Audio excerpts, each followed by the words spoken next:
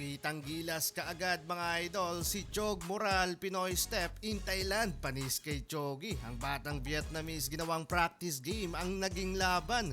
Ayaw patalo ng big man na si Prince Carino. Pisikalan agad sa Day 1 ng Siaba Qualifiers. Day 1 ng FIBA U18 Asia Cup Siaba Qualifiers in Thailand. Makakalaban mga idol ng ating Gilas Pilipinas Men U team ang kupunan ng Vietnam. Opening ng frame with ball possession ng Gilas Pilipinas and one basket kaagad si Ziv Espinas mula sa putback to basket. At sa transition pa mga idol, sinundan pa yan from open wing 3-pointer ni Joaquin Tovera. First 3-pointer of the game yan mga idol. Maganda ang pagsisimula ng Batang Gilas sa first 3 minutes ng first quarter with 7-0 run, while nagsimula naman ang 2 puntos ng Vietnam nang unang makakapag-commit ng foul ang ating mga pambato and 2 success free throw pa. Nangalabaw pa mga idol ang kanilang number 16 wingman using his heavy body advantage. 3 bantay ng Gilas Pilipinas ang pinagpaglang doon, pero malala ang bawi mga idol ng ating mga pambato. 9-0 run kahit napa-time out pa ang Vietnam. After that mga idol,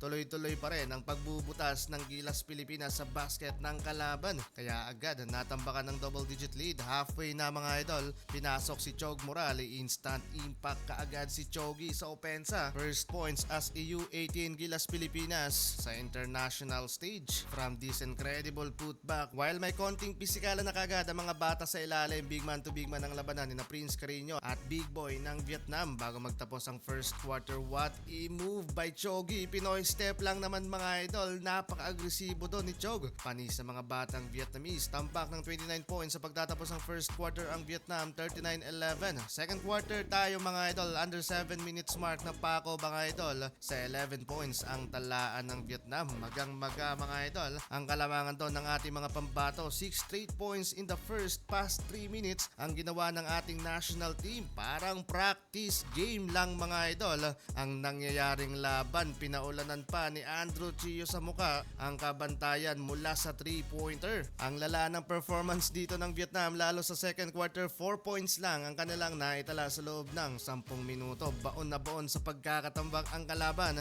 53 points lead ang Gilas Pilipinas sa pagtatapos ng first half, 68-15. Entering second half time mga idol, still doing some damage pa rin ang mga batang Gilas. Halatadong sukong-suko na mga idol ang mga batang Vietnamese at kulang na lang tumapo na ng puting towel ang kanilang head coach sa loob ng court para sumuko. 68 points pa ang kanilang hahabulin sa Pilipinas. Sobrang alat ng Vietnam sa game nito. Halos yung ring mga idol nasusuka pag hawak nila ang bola. Mas malala pa pala ang nangyari dito sa third quarter. No score for Vietnam. Puro highlights na nga lang ng Gilas Pilipinas yung pinapakita sa screen dahil wala namang naitalang score ang kalaban. Durog na durog mga idol. Concluded na napanalo ang Pilipinas sa kanilang unang laban. No mercy ang ating mga pambato. Tambak malala ang kalaban.